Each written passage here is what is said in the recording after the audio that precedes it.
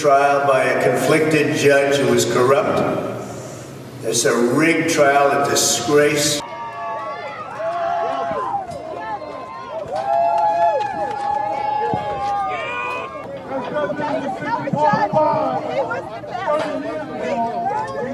The presidency. The US Constitution doesn't prevent a candidate from running for office, even if they're behind bars. It's happened before. A Manhattan jury found Donald Trump guilty of all 34 counts of falsifying business records in his hush money criminal trial, an unprecedented and historic verdict that makes him the first former president in US history to be convicted of a felony.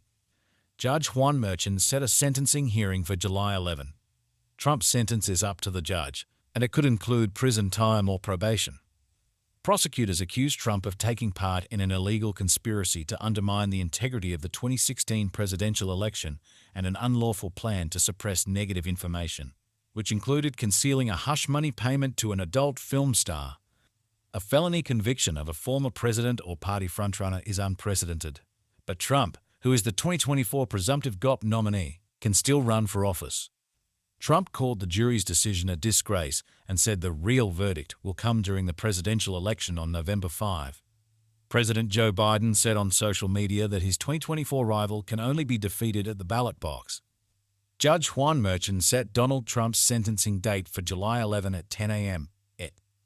A panel of New York jurors on Thursday found the former president guilty of all 34 felony counts of falsifying business records after deliberating for nearly 12 hours over 2 days. Not only is Trump the first former president to be found guilty of a felony, but he's also the first major party presidential nominee to be convicted of a crime in the midst of a campaign for the White House. And if he defeats President Joe Biden in November, he will be the first sitting president in history to be a convicted felon. The July 11 sentencing hearing happens just days before the start of the Republican National Convention in Milwaukee.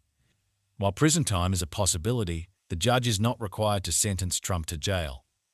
Merchan could sentence Trump to probation or a sentence of up to 4 years on each count in state prison, with a maximum of 20 years. Here's a further breakdown of the potential sentence Trump could face. The maximum penalty for each count of falsifying business records is 4 years in prison.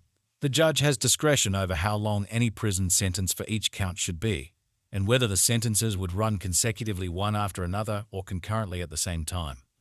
Even if the judge orders the sentences to be served consecutively, New York law caps total sentencing for this type of low-level felony at 20 years. The judge may also consider imprisoning him for a period that is a fraction of the maximum penalty. But it's entirely possible the judge could forego prison entirely and sentence him to probation and/or a fine, especially in light of the non-violent nature of the charges and because the former president does not have a criminal record. Senate Minority Leader Mitch McConnell has still not commented after former President Donald Trump was found guilty on all charges in the hush money trial.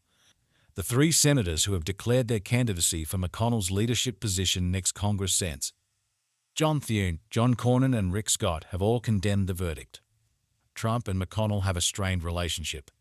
CNN reported in January that the two hadn't spoken in more than 3 years. McConnell, who will step down as the Senate's Republican leader in November, endorsed Trump in March, shortly after the former president dominated races across the country.